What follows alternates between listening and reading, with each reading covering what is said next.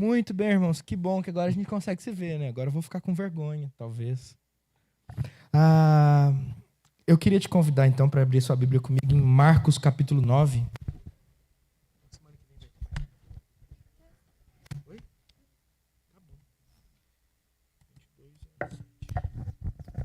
A gente vai ler Marcos, capítulo 9, do verso de número 1 até o verso de número 9, tá bom?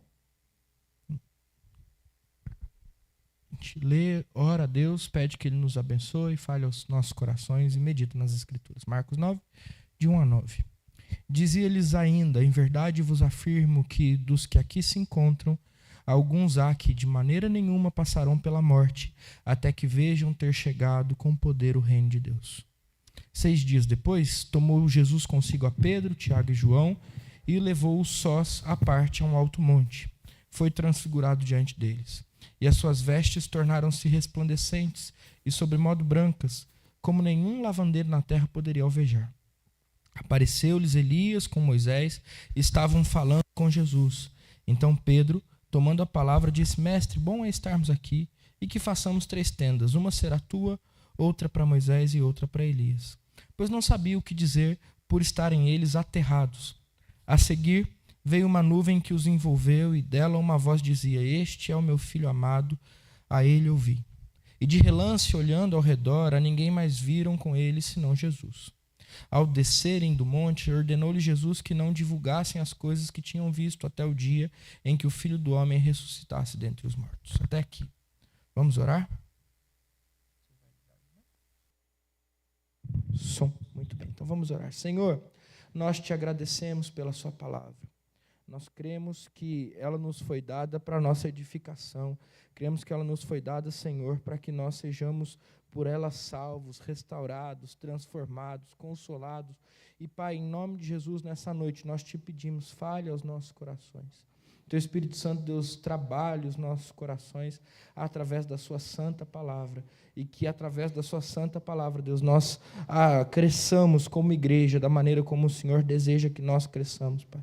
Em nome de Jesus, trabalha em nós, a partir de nós e através de nós, pela sua santa palavra, Pai. Em nome de Jesus nós oramos. Amém e amém. Muito bem.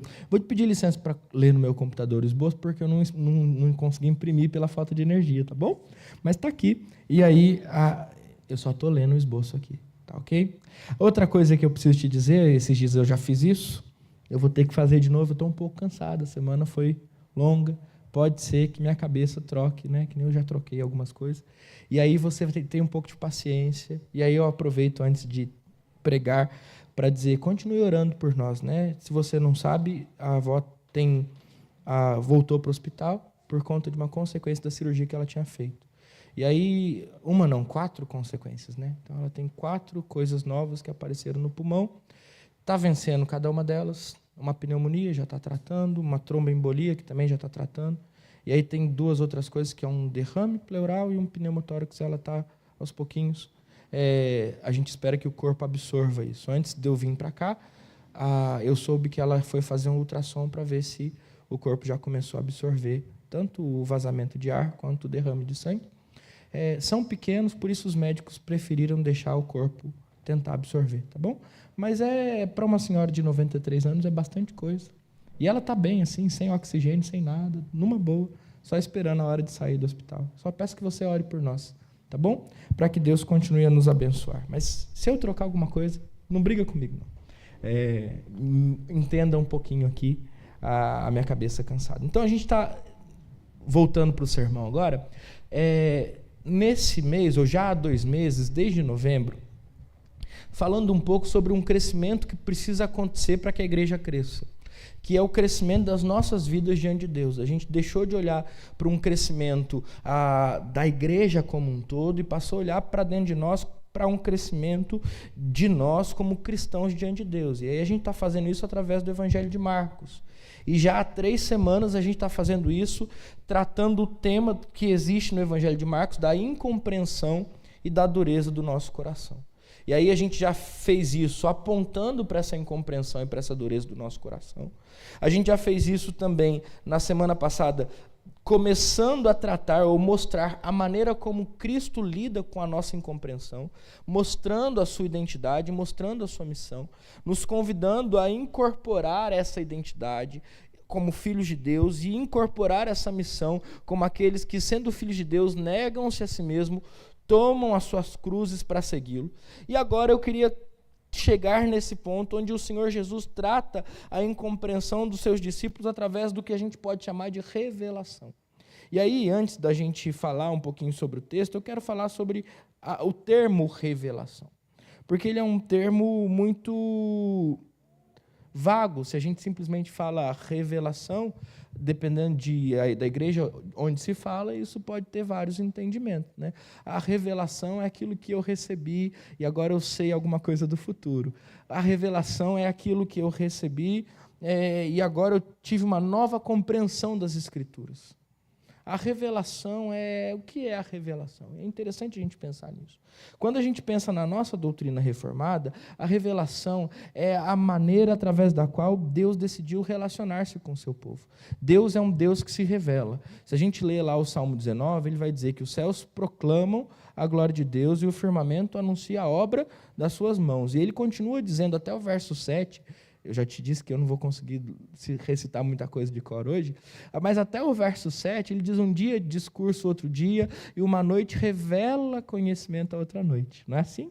Então, a gente tem, se a gente continuar lendo a Bíblia, vai para Romanos capítulo 1, do verso 18 em diante, o Romanos capítulo 1 diz que os seres humanos, eles são indesculpáveis, porque eles podem conhecer o eterno poder de Deus através das coisas que foram criadas. E lá ele também vai usar o termo que as coisas criadas revelam o eterno poder de Deus. Então Deus é um Deus que se revela em partes através da natureza. Mas é um Deus que escolheu se revelar na história através da sua santa palavra. E aí nós precisamos entender um pouco disso, porque quando nós falamos da revelação de Deus, nós não estamos falando de nada mais, nada menos do que a palavra de Deus. E aí nós estamos falando da palavra de Deus de uma maneira específica. Porque nós podemos estudar a palavra para adquirir certo conhecimento cultural e histórico a respeito do povo de Deus. E nós não estamos lidando com a palavra como o livro da revelação. Nós estamos lidando com a palavra como um livro cheio de informações. Esse livro cheio de informações pode transformar a maneira como a gente conhece as coisas. Mas apenas como informação, ele não é capaz de mudar as nossas vidas. A gente também pode usar a palavra como um livro de inspiração. E aqui é um pouco mais perigoso, porque quando a gente pensa na palavra como um livro de inspiração e não de revelação, a gente pensa na palavra como algo bonito, como algo que inspira, que faz você ler um versículo e suspirar e falar como a vida é bela. A palavra não é isso. A palavra não é um livro de inspiração, um livro de arrancar de você suspiros à medida em que você se depara com coisas que você acha agradável ou agradáveis. A palavra é um livro de revelação. E por livro de revelação, nós estamos dizendo a palavra é o livro através do qual Deus se revela para nós, os seus crentes. É através da palavra que nós adquirimos o conhecimento de Deus, pelo qual importa que nós sejamos salvos. O conhecimento do Cristo revelado é o conhecimento que a palavra nos traz. Então, se a natureza fala que Deus existe e Ele é poderoso, esse conhecimento que a natureza traz não é capaz de nos salvar. Porque para nos salvar, nós precisamos entender que somos pecadores, que como pecadores que somos condenados ao inferno, e que Cristo morreu pelos nossos pecados. E todos aqueles que creem em Cristo têm a vida eterna. E onde é que está escrito tudo isso? Na palavra. Então a palavra é o entendimento correto da palavra, a revelação de Deus através da palavra é a única maneira pela qual podemos ser salvos. É por isso que nós, reformados, entendemos como central na vida da igreja a pregação da palavra. Nós não queremos e não buscamos dons que nos levem para longe da palavra. Nós não queremos revelação que seja estranha à palavra. E o nosso culto, ele é um culto reformado, tem por marca a pregação expositiva da palavra. Da palavra vêm as nossas doutrinas. E a palavra é a nossa única regra de fé e prática. Por quê? Porque a palavra é o livro de revelação. Entende isso? Então, quando a gente fala que Deus resolve a nossa incompreensão através da revelação, nós estamos dizendo que, para hoje, Deus resolve a nossa incompreensão através da sua palavra. E aí, a pergunta talvez para nós seja, o que a palavra revela e o que é que Cristo revelou de si mesmo à medida em que levou os discípulos ao Monte da Transfiguração? Perceba, a gente tem um contexto importante agora para ver. Primeira coisa, os discípulos entenderam quem Jesus é, mas quando eles entenderam isso, Jesus mostrou para eles qual era a sua missão. Eu vou descer daqui, nós vamos a Jerusalém e lá nós vamos morrer. Quer dizer, eu vou morrer nas mãos dos principais fariseus e sacerdotes da época. E aí os discípulos então começam agora a relutantes dizer, não, Pedro é o primeiro deles. É melhor que a gente fique por aqui, é melhor que a gente não sofra. E Jesus diz de maneira clara, aquele que quer ganhar a sua vida vai ter que perdê-la, e quem perder a sua vida por amor a mim, ao meu evangelho, esse vai ganhá-la. Mas os discípulos não compreendem isso. E o fato é que eles não compreendem isso, porque à medida em que Jesus ele caminha com eles, ele agora os leva para esse monte onde ele é transfigurado. Mas antes de levá-los, o versículo 1 do capítulo 9 diz, olha, em verdade vos afirmo que dos que aqui se encontram, alguns há que de maneira nenhuma passarão pela morte, até que vejam ter chegado com poder o reino de Deus. E aí 6 dias depois, o verso 2 diz, tomou Jesus consigo a Pedro, Tiago e João e levou-os sós à parte a um alto monte e foi transfigurado diante deles. E o verso de número 3 diz, e as suas vestes tornaram-se resplandecentes e sobremodo brancas, como nenhum lavandeiro na terra as poderia alvejar. O que a palavra revela, o que Jesus revela aos seus discípulos e a palavra revela a nós, para que nós sejamos curados da nossa incompreensão. Em primeiro lugar, meus irmãos, a palavra, através da transfiguração, revela o Cristo glorificado. E é importante a gente entender isso, porque essa ideia do Cristo glorificado, ela pode, de alguma maneira, nos consolar, ao mesmo tempo em que nos confronta com a ideia do Cristo crucificado. Qual é a reação dos discípulos à medida em que Jesus diz para eles, olha, agora que vocês sabem e entenderam quem eu sou, eu vou dizer para vocês o que eu tenho para fazer. 2 pontos, vou morrer numa cruz. O que eles querem? Eles querem fugir da cruz. Eles querem correr para longe de Jerusalém, eles querem impedir que esse Cristo, o Filho de Deus, o Messias, agora resolva, ou de fato cumpra aquilo que ele resolveu fazer, que é morrer numa cruz. E é porque parece, e aí eu estou só brincando com vocês, porque não é, mas parece que um Cristo crucificado é um Cristo fraco, enfraquecido. Parece que um Deus morto é um Deus fraco. Parece que um Deus que foi entregue ou se entregou nas mãos de homens para padecer é um Deus que foi então esvaziado de poder. Mas como assim? O Senhor vai morrer? O Senhor não acabou de dizer que é o Filho de Deus? O Senhor não acabou de dizer que é o ungido? O Senhor não acabou de dizer que é o poderoso? Por que é que o ungido, o Filho de Deus, o poderoso tem que morrer? Porque se o Senhor morrer, então quer dizer que o Senhor é fraco. E se o Senhor é fraco, pode ser que então o Senhor não seja Deus, como o Senhor disse que é. Quase nada parecido com as nossas crises de fé diante de Deus, né? Mas como assim o Senhor não vai fazer aquilo que eu estou pedindo para o Senhor em oração? O Senhor não vai curar? O Senhor não vai abrir essas portas? O Senhor não vai me dar um emprego? Como assim o Senhor não vai restaurar a minha vida financeira? Como assim o Senhor vai me deixar padecer nesse processo depressivo? Como assim eu vou passar por tudo isso? Porque se eu, como cristão, vou sofrer nessa vida, pode ser então, na minha cabeça, não num texto bíblico, que o meu Deus não seja tão forte assim. Pode ser então que, de repente, o meu Deus seja um Deus fraco, impotente diante das coisas que a vida se apresenta a mim. Como assim? Eu estou dizendo agora no meu trabalho que eu sou cristão e a partir de agora eu vou passar a ser perseguido por isso? Eu vou dizer na minha vizinhança, vou começar a pregar o evangelho na minha vizinhança, levei lá os cadadistas e agora parece que as pessoas que olhavam para mim com os olhos mudaram a maneira de olhar para mim?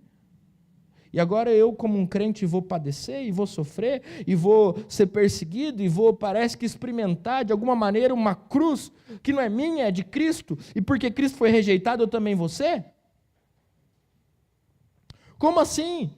Ao invés de me fazer prosperar, Deus está me ensinando a abrir mão de coisas que eu gosto muito, mas que não cabem dentro do meu orçamento? Como assim, ao invés de me curar, Deus está me ensinando a estar contente em todo e qualquer diagnóstico? Como assim?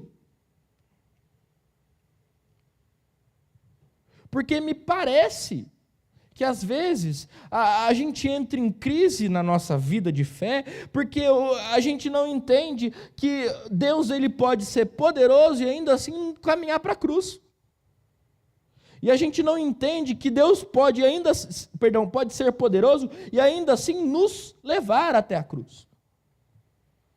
Nos fazer ou permitir que nós soframos certas coisas.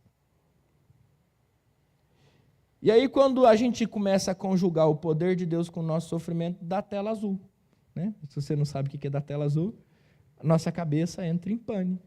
A gente não consegue explicar. E é exatamente por isso que agora Jesus está diante dos seus discípulos, naquele monte, Pedro, Tiago e João, os mais próximos e também os mais interessados na vida com Jesus. Ele está ali diante deles e ele é transfigurado. E aí a pergunta é: o que é ser transfigurado? Ele recebe ou ele assume a sua forma divina diante deles. Ele assume a sua forma glorificada diante deles. Ele brilha. E aí o texto bíblico consegue descrevê-lo como alguém que veste vestes brancas. Brancas de uma maneira que nenhum lavandeiro da época podia alvejar. Brancas de uma maneira que representam uma pureza, uma glória, um poder que somente o Filho de Deus pode ter. Brancas como que dizendo para Pedro, Tiago e João, que aquele menino, aquele homem que dizia a ele ser o Deus de toda a terra, ao mesmo tempo em que dizia que iria morrer numa cruz em Jerusalém, era o verdadeiro Deus, era o glorioso Deus, era o poderoso Deus. Meus irmãos, a nossa incompreensão a respeito de Deus e de sua vontade, ela deveria ser encerrada quando os nossos olhos, da mesma maneira que os olhos de Pedro, Tiago e João contemplaram, agora contemplam o Cristo glorificado. Porque nós não podemos, você concorda comigo que nós não podemos agora olhar para algum lugar neste templo e enxergar Jesus vestido de branco, brilhando na sua glória e poder? Nós não podemos. Mas pela fé, baseado no que nós temos revelado nas Escrituras, nós conseguimos enxergar esse Cristo. Nós conseguimos imaginar a glória desse Cristo. Nós temos descritas nas Escrituras como esse Cristo é poderoso, como Ele é glorioso, como Ele é gracioso, como Ele é misericordioso, como Ele é o Rei de toda a terra, o Senhor dos senhores. E quando agora os nossos olhos são levados a esse Cristo, toda a nossa incompreensão a respeito das cruzes que carregamos, do destino da vida do cristão, ela se aquieta diante da autoridade de Jesus.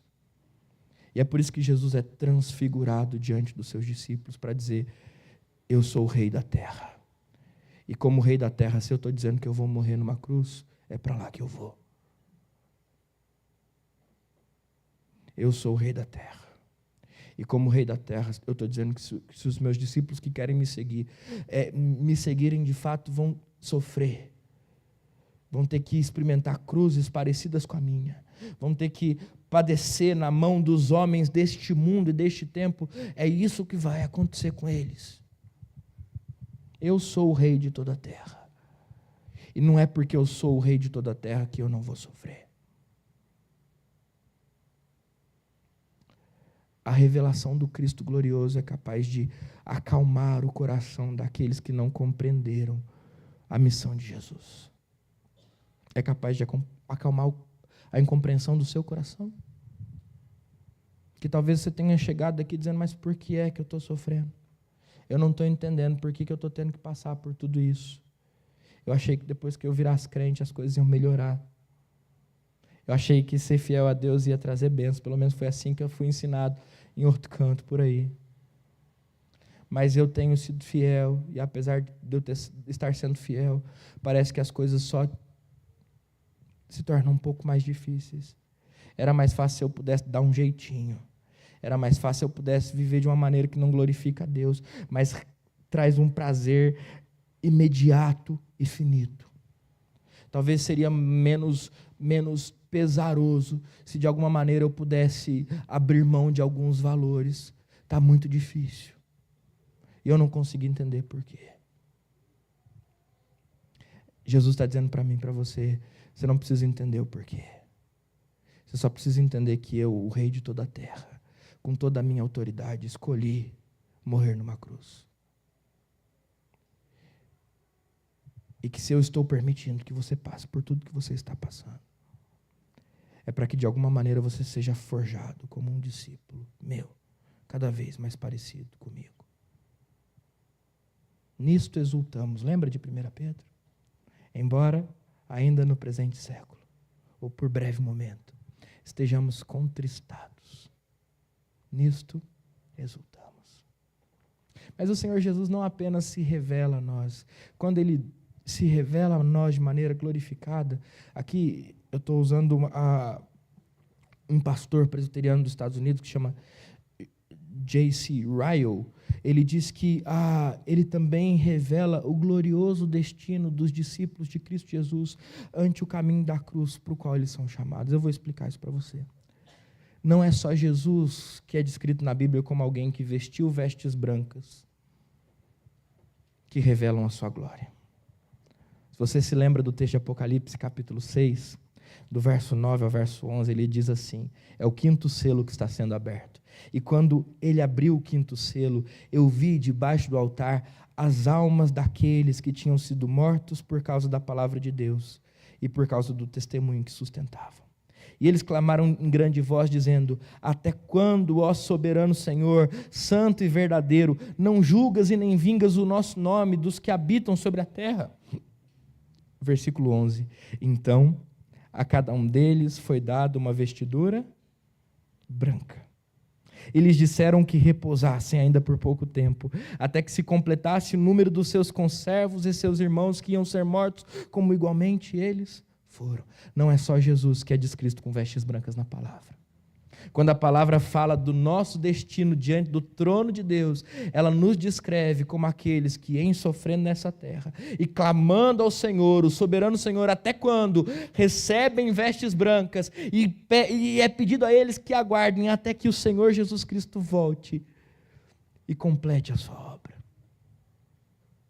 Quando Jesus é transfigurado na frente dos seus discípulos, ele não está apenas mostrando para eles a sua autoridade, ele também está mostrando, a eles a respeito da glória que aguarda a igreja de Jesus. Porque quem sofre em Cristo Jesus, meus irmãos, sofre com a esperança de que um dia esse sofrimento vai acabar. Porque quem sofre em Cristo Jesus, sofre com a esperança de que as mesmas vestes brancas que em Cristo Jesus repousavam, representando a sua glória, serão dadas à sua igreja, glorificada no último dia. E aí você lembra do que eu disse na semana passada? Que a missão de Jesus é a cruz e, por consequência, o caminho do cristão é marcado por sofrimento, por morte, por dor. Nós somos aqueles que sofrem com esperança. Nós somos aqueles que são perseguidos com a esperança de que um dia essa dor vai acabar. Nós somos aqueles que, em meio a tribulações, em meio a dificuldades, em meio a crises financeiras, em meio a doenças terríveis, não se desesperam e não se abalam, e ainda que contristados, estão contristados com a esperança de que um dia toda essa dor terá um fim. Porque nós somos aqueles que receberam vestes brancas, a quem foi dito que esperassem, porque o Senhor voltaria. Então, em primeiro lugar, o Senhor Jesus se revela transfigurado diante deles, apontando para a sua própria glória e autoridade, e apontando para o destino glorioso da igreja. Em segundo lugar, agora aparecem Moisés e Elias.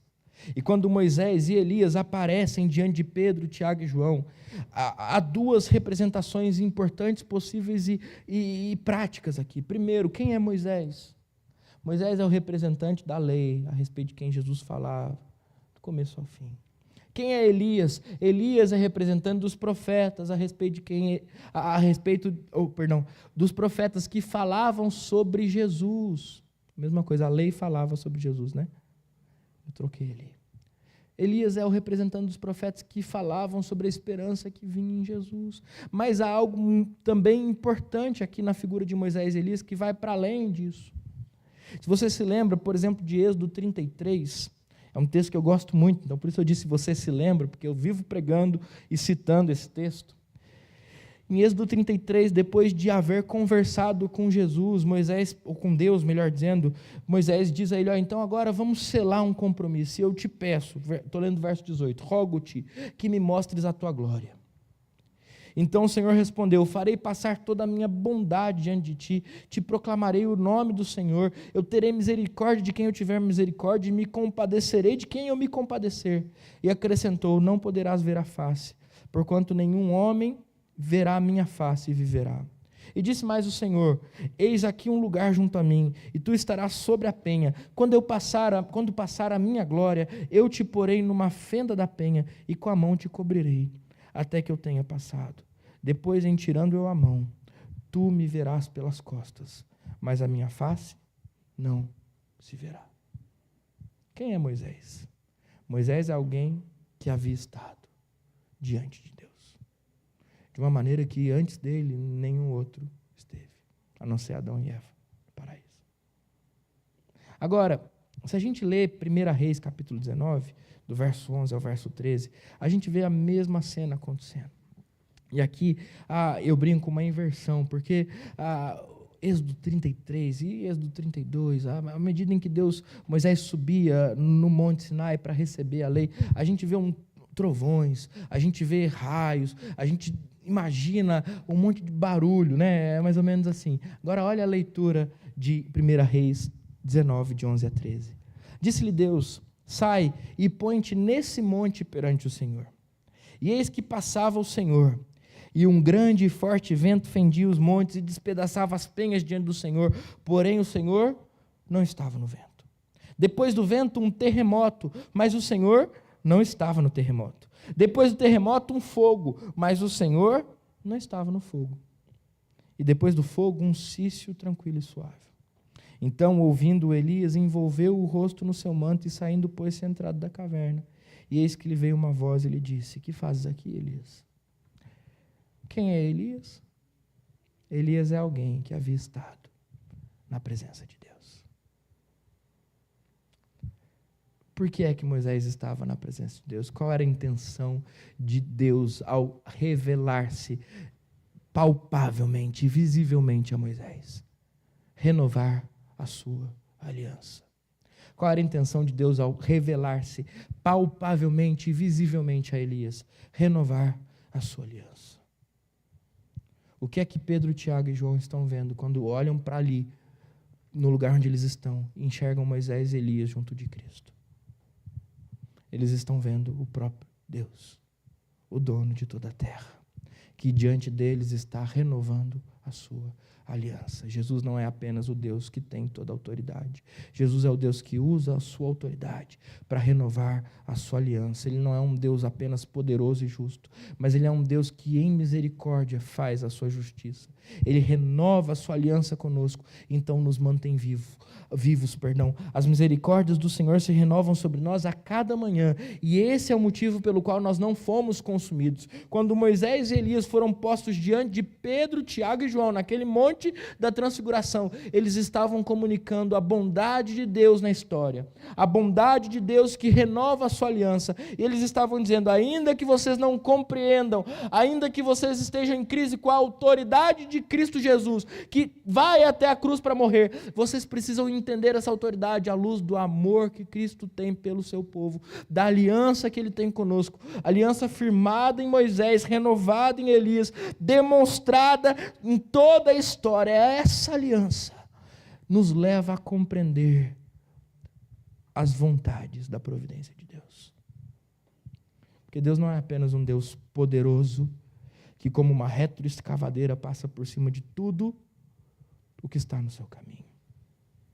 Ele também é um Deus gracioso, que com essa retroescavadeira e muito jeito, vai aplainando os caminhos tortuosos do nosso coração.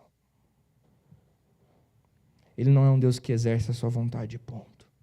Ele exerce a sua vontade para forjar em nós o caráter de Cristo. Não é isso que Paulo vai dizer? Sabemos que todas as coisas cooperam para o bem daqueles que amam a Deus, daqueles que são chamados segundo o seu propósito. A gente leu 8:28. E aí, se a gente lê 8:30, ele vai dizer que aqueles que ele chamou, conheceu, este ele predestinou, aqueles que predestinou, chamou para serem conformes à imagem do seu Filho, Jesus Cristo. Essa é a vontade de Deus para nós. E Deus é misericordioso e com poder ele usa a sua, ou com misericórdia, melhor, ele usa o seu poder para em todas as coisas forjar em nós o caráter de Cristo. A cruz que Cristo nos convida a carregar, o abrir mão no convívio cristão, o sofrimento que é parte da vida cristã, não estão aqui porque Deus é um Deus sádico que gosta de olhar em nós, ou olhar para nós e nos ver sofrer, como muitos dizem por aí. Eles estão aqui porque Deus tem prazer em nos fazer conformes à imagem do seu Filho. E quando a gente entende isso, a gente consegue louvar a Deus mesmo em meio ao sofrimento, porque Deus está usando o sofrimento para nos ensinar um pouco mais do que é ser parecido com Jesus. Deus está usando as privações para nos ensinar um pouco mais o que é ser parecido com Jesus. Não é só autoridade e poder, é aliança e misericórdia. E através da sua aliança ele nos forja, ele nos forma, ele nos molda para o louvor do seu nome e para a glória de Cristo. É interessante, e eu vou dizer que eu estou acabando, então daqui 10 minutos a gente termina, que diante de tudo isso a gente vê a fala de Pedro: Senhor, que coisa boa, vamos ficar aqui e vamos fazer 3 tendas. Uma vai ser para o Senhor, outra vai ser para Moisés e outra vai ser para Elias. Pedro estava diante da revelação do Cristo poderoso. Ele estava diante da revelação do Cristo misericordioso da aliança. E ainda assim ele não compreendia os propósitos de Deus. Queria se opor a eles. Queria segurar Jesus em cima do monte para que ele não descesse e fosse a caminho de Jerusalém. E então, diante da fala de Pedro, um golpe final é dado naqueles discípulos com os ouvidos fechados e o coração endurecido. O verso de número 7 nos descreve agora não mais a fala de Cristo, não mais a glória de Cristo, não mais a presença de Moisés e Elias, mas algo muito parecido com o batismo de Jesus. Se você quiser, daqui a pouco, abre lá sua Bíblia em Marcos capítulo 1, mas olha o que o versículo 17 diz: a seguir veio uma nuvem, no batismo de Jesus tem nuvem? Tem, né?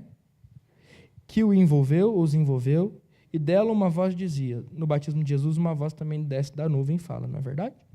E aí agora vem o que a voz dizia: este é o meu filho amado, a ele ouvi.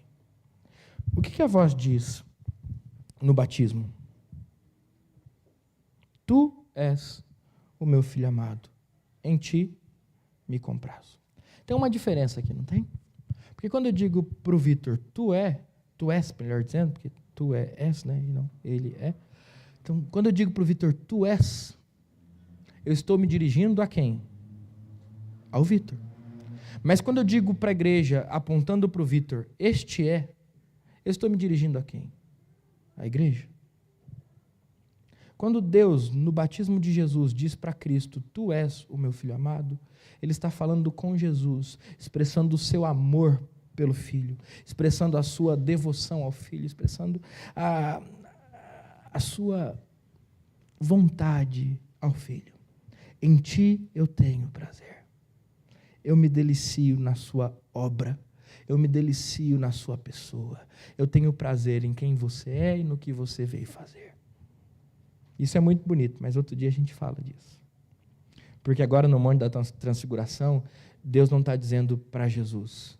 Deus está dizendo para os discípulos. Ele está dizendo, este é o meu filho amado. Quem precisa ouvir aqui não é Jesus. Quem precisa ouvir aqui é a igreja. Sou eu e você. Ou somos eu e você. Porque às vezes, meus irmãos, e aí eu preciso voltar para a incompreensão do nosso coração. A gente insiste em não perdoar.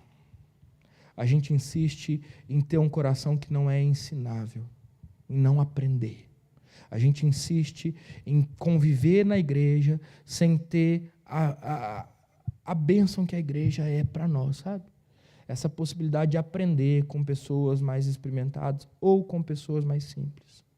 Essa possibilidade de aprender no convívio com os irmãos, aprender perdoando, aprender abrindo mão, aprender ouvindo histórias diferentes, aprender ouvindo a palavra de Deus através dos nossos irmãos. A gente deixa de ganhar, de ser edificado, deixa de crescer. Porque a gente não aprende a enxergar Cristo na vida dos nossos irmãos que estão caminhando com Cristo. E aí o nosso coração está endurecido. E parece que a gente está com a compreensão prejudicada. Porque a gente, de alguma maneira, se acha melhor do que os outros. Melhor para não se dar, ou para se dar o direito, melhor dizendo, de não perdoar. Para se dar o direito de apenas ensinar e não aprender. Melhor para se dar o direito de não se sacrificar no convívio. Por quê? Porque o André não merece o meu sacrifício. Ele não merece o meu perdão. O André não tem nada para me ensinar. E quando é assim, a igreja não cresce. Pelo contrário, ela mingua e adoece. Porque ela não tem em si encarnada a cruz de Cristo. Ela não busca a glória de Deus. Ela não está disposta a abrir mão do seu ponto de vista, do seu lugar, do seu orgulho e da sua vaidade, para que Cristo seja glorificado em tudo e em todos. Ela só está disposta e vai se tornar um lugar onde egos batalham, onde vontades entram em colisão, e onde, ao invés de perdoar, a gente se degladia. E isso me diz que a gente não entendeu a essência do Evangelho, que é a cruz de Cristo. Mesmo olhando para a glória de Cristo. E a gente fala assim, Deus há de me vingar no dia em que Cristo glorioso voltar. Mas a gente não perdoa. Porque a glória de Cristo é mais importante que as ofensas que me fizeram.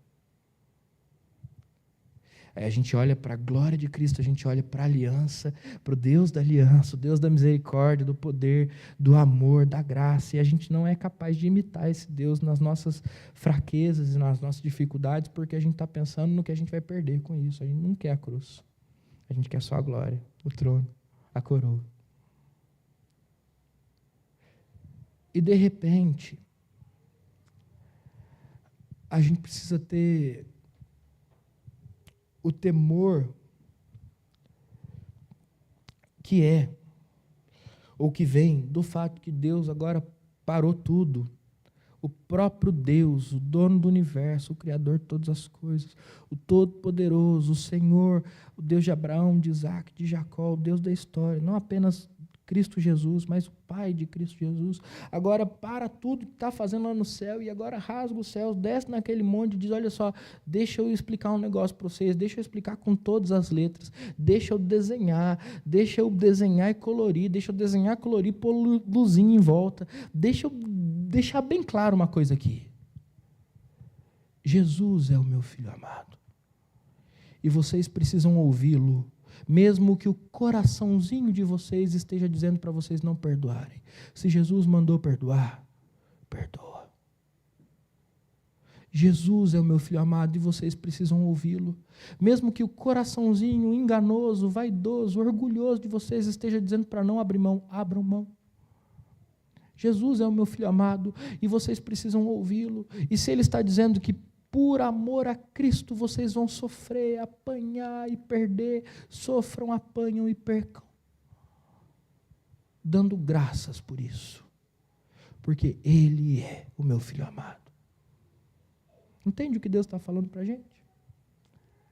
Entende como Deus pode fazer com que a gente cresça no Evangelho? Individualmente. Porque a gente vai falar sobre Jonas em janeiro.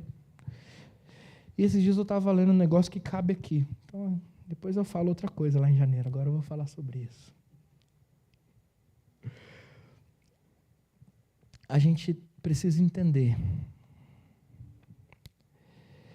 que enquanto a gente não se dobrar diante de Deus, a gente não vai se dobrar diante dos homens.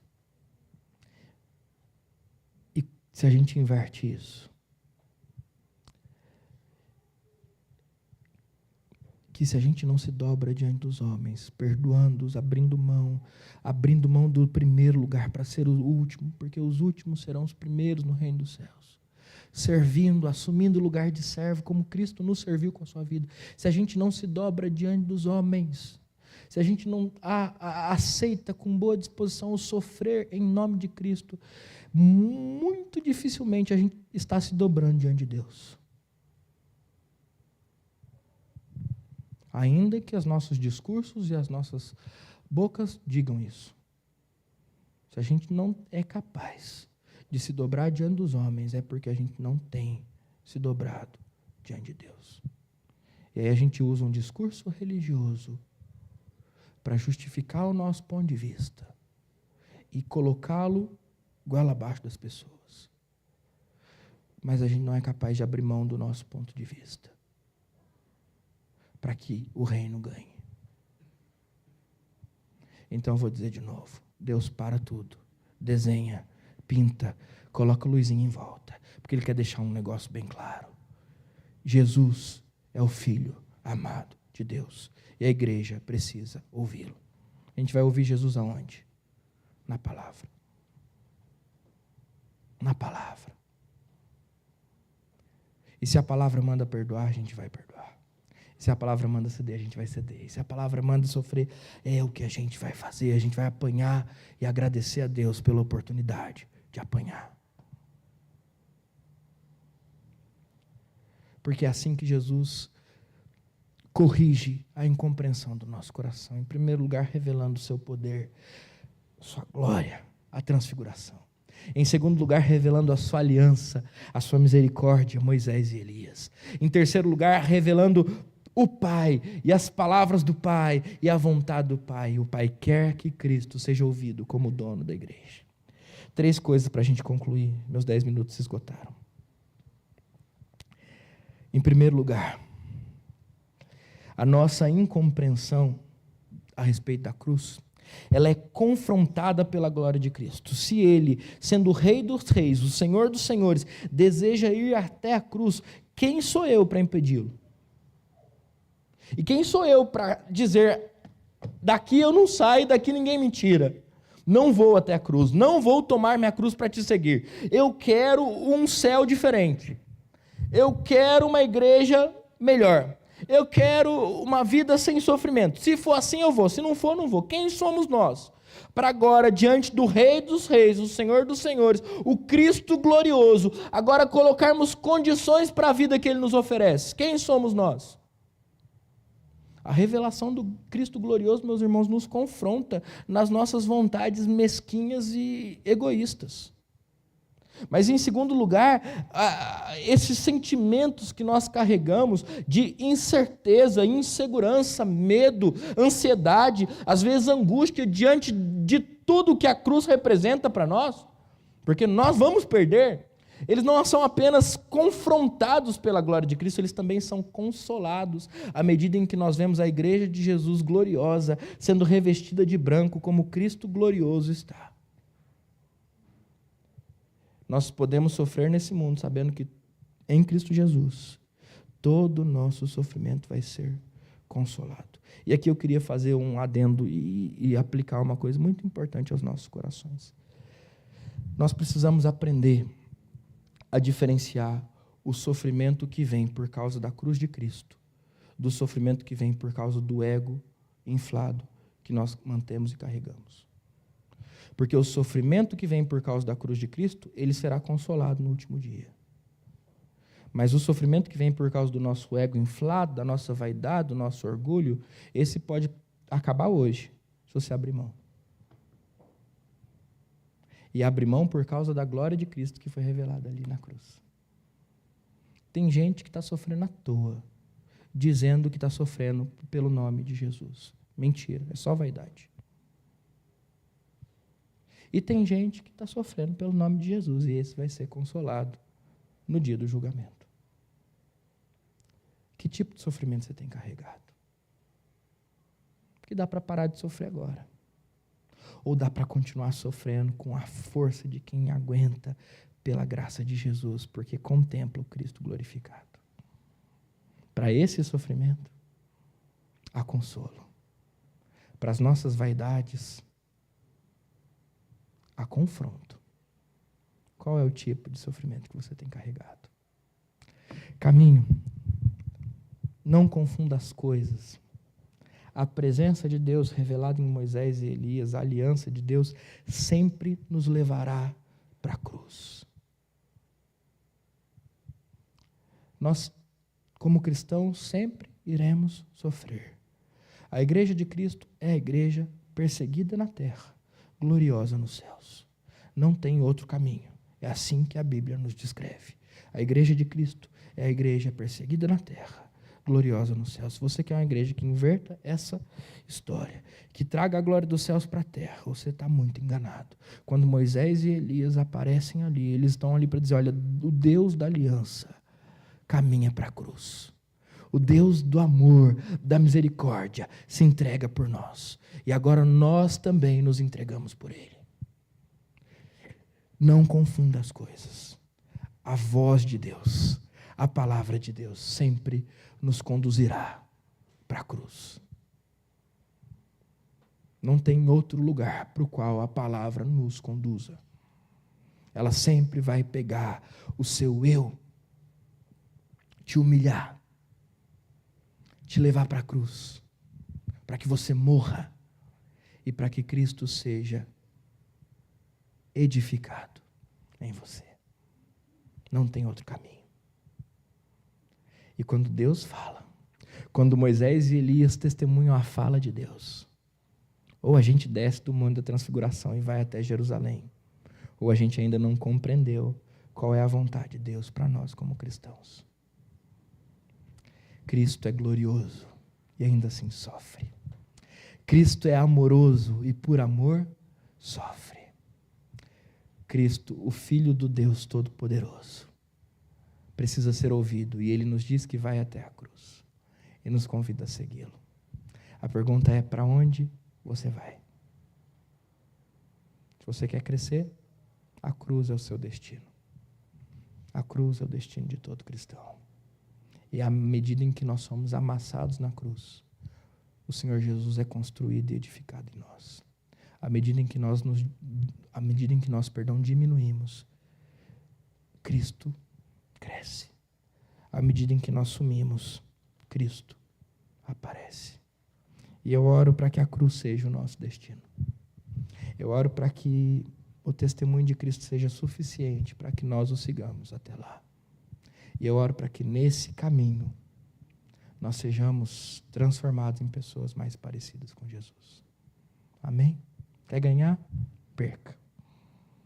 Quer seguir Jesus? Tenha certeza de que você vai até a cruz com Ele. Porque foi para isso que a gente foi chamado. Senhor, obrigado pela sua palavra. E obrigado porque ela nos mostra um caminho claro e perfeito.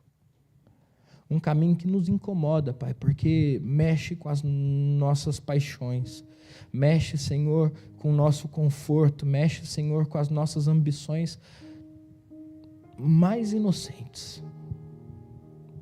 Um caminho que nos convida a abrir mão de quem somos e do que temos, para que Cristo seja formado em nós e para que o reino de Cristo habite a partir do nosso coração todo o nosso viver. Um caminho que nos convida a sumirmos diante da cruz de Cristo, para que Cristo apareça nas nossas vidas. Pai, obrigado, porque o Cristo glorioso nos diz a respeito disso. Obrigado porque o Cristo da aliança amoroso e gracioso nos diz a respeito disso. Pai, obrigado porque o Senhor rasga os céus para nos dizer a respeito disso, que Cristo é o seu Filho amado, nós precisamos ouvi-lo e segui-lo até a cruz. Pai, em nome de Jesus, eu oro para que a nossa igreja seja formada e seja cada vez mais povoada por pessoas que encarnaram o ministério de Cristo Jesus, que têm a cruz como seu estilo de vida e que estão dispostos a perder tudo o que têm para ganhar a Cristo. Pai, ainda que sejamos poucos assim, ainda que por optarmos ser compostos por crentes comprometidos com o teu evangelho, sejamos uma igreja que não vá crescer como outras igrejas crescem na cidade. Pai, que nós sejamos uma igreja que glorifica o seu nome, porque deseja encarnar a cruz como um